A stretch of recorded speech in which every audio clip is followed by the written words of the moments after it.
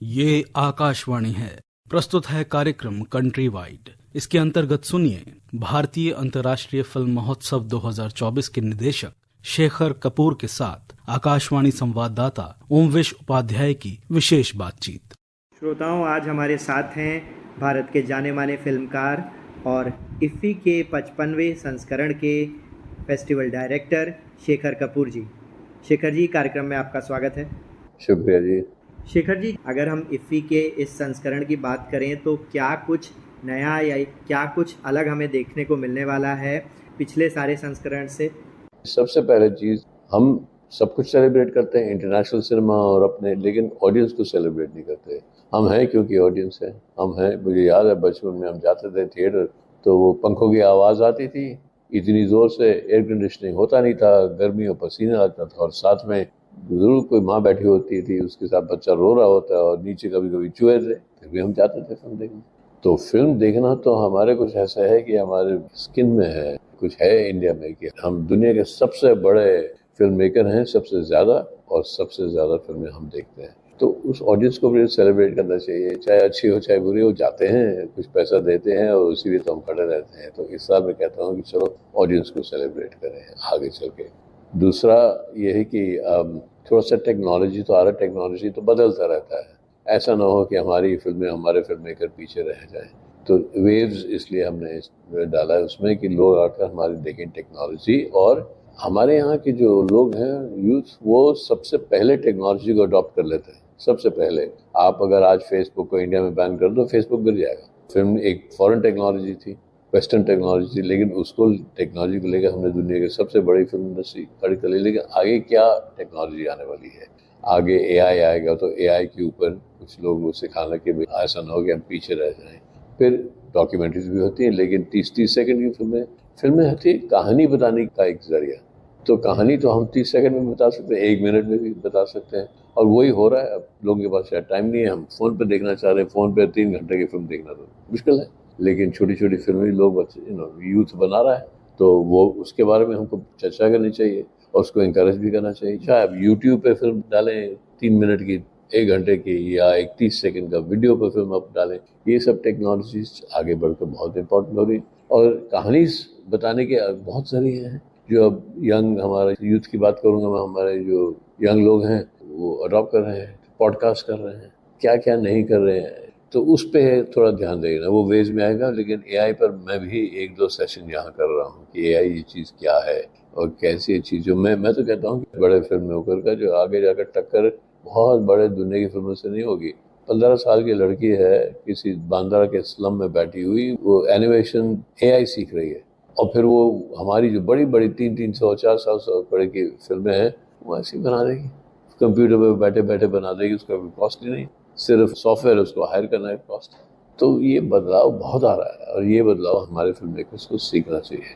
फिर क्योंकि मैं इतने यूथ की बात कर रहा हूँ, तो यंग फिल्म मेकर्स को और प्लेटफॉर्म चाहिए। तो क्या होता है, हम बड़े फिल्म मेकर्स आकर फिर उसको अपना लेते हैं और किसी को अंदर आने नहीं देते हैं। शेखर जी, आपने बहुत ही महत्वपूर्ण बात की, कैसे तकनीक के सहारे कोई भी इंसान बेहतर फिल्में बनाने के बारे में सीख सकता है और बेहतर फिल्में बना भी सकता है। मेरे अगले सवाल में मैं आपसे समझना चाहूँगा कि किस तरीके से इफ्फी जैसे फिल्म फेस्टिवल एक बहुत अहम योगदान देते हैं किसी भी युवा फिल्म मेकर के करियर में, ताकि वो इंस्पायर हो सके, बेहतर सिनेमा देख के बेहतर फिल्म मेकिंग कर सके। आप जब किसी फिल्म को देखते हैं, और चलिए आपने कभी फिल्म नहीं बनाई, लेकिन आपके मन में है कि मैं कहानी सुनाऊं, किसी ना किसी तरीके से कहानी सुनाऊं।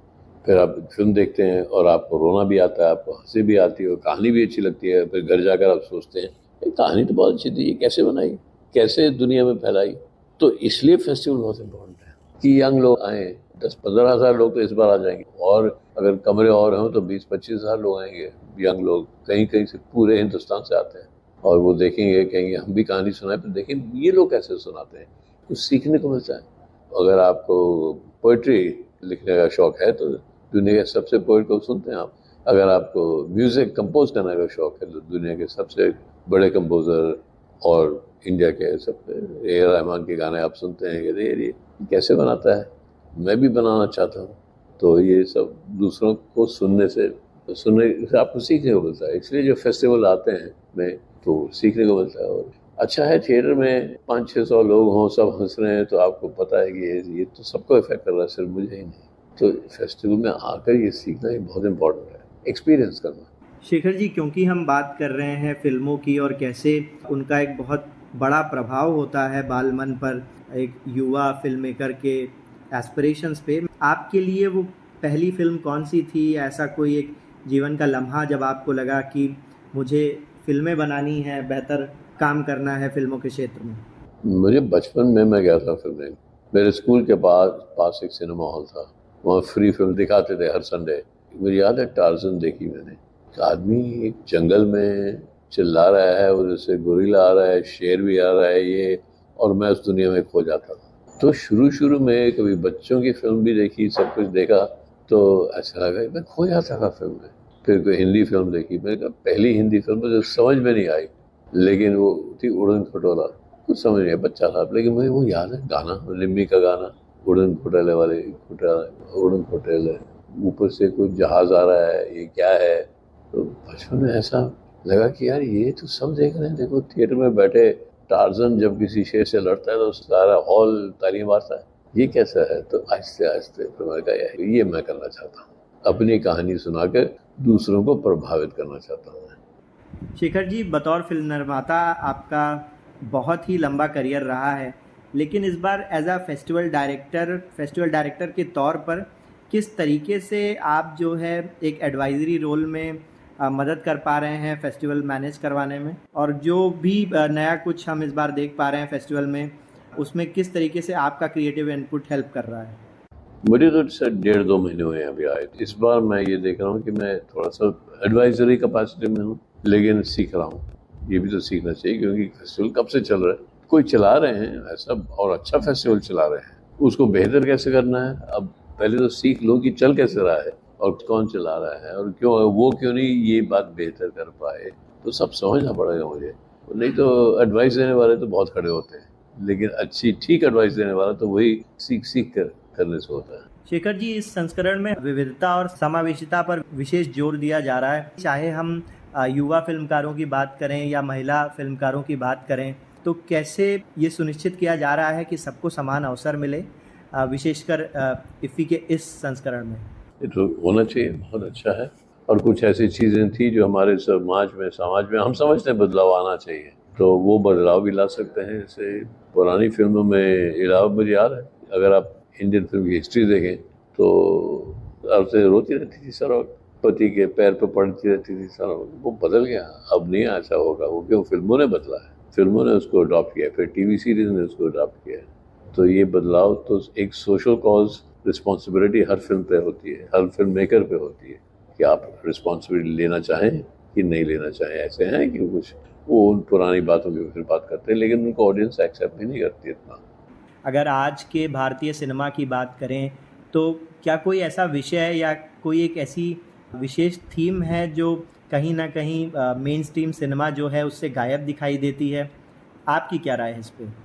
अभी देखिए लापता लेडीज जारी है ना ऑस्कर पे, 12th फेल इतनी बड़ी सक्सेस हुई, कितनी अच्छी फिल्म है वो। ऐसी बहुत है, और मेन स्ट्रीम फिल्म मेकर्स ने, ऐसा नहीं, विनोद चोपड़ा बहुत मेन स्ट्रीम फिल्म मेकर है, लेकिन उसने 12th फेल बनाई। शेखर जी, जब इस पूरे फेस्टिवल की एक दिशा निर्धारित की जा रही थी, तब लगातार आपकी तरफ से हमने एक बात सुनी कि कैसे जो है भारतीय सिनेमा को वेस्टर्न सिनेमा से कंपेयर नहीं करना चाहिए और हमें अपने ऑडियंस पे ज़्यादा फोकस करना चाहिए। साक्षात्कार की शुरुआत में भी आपने इस बारे में बात की। जो हमारे श्रोता इस समय आपको सुन रहे हैं, आप उन्हें बताएं कि इसके और मायने क्या हैं इस बात के? देखिए, हमने वेस्टर्न टेक्नोलॉजी ली, जो फिल्म है, स्क्रीन है, प्रोजेक्शन है, वेस्टर्न टेक्नोलॉजी, लेकिन उसमें हमने अपना फोक आर्ट डाला। फॉर एग्जांपल, सिर्फ यही नहीं, पर देखिए हमारे यहाँ ट्रेडिशन नौटंकी का बहुत, नौरस, नौटंकी के जो प्लेस थे, गांव से गांव जाते थे, वहाँ गांव वालों को ही लेकर उनके साथ कहते चलिए आप गाना गा दीजिए, बीच में थोड़ी सी कॉमेडी कर दीजिए। नौटंकी बहुत रामलीला थी, लेकिन और भी कई कहानी होती थी उनके पास, तो स्टेज पे उठ के कहानी सुनाते थे, और वो थोड़ा सा गाना, थोड़ी सी कॉमेडी, और कभी 9-9 दिन चलती थी वो।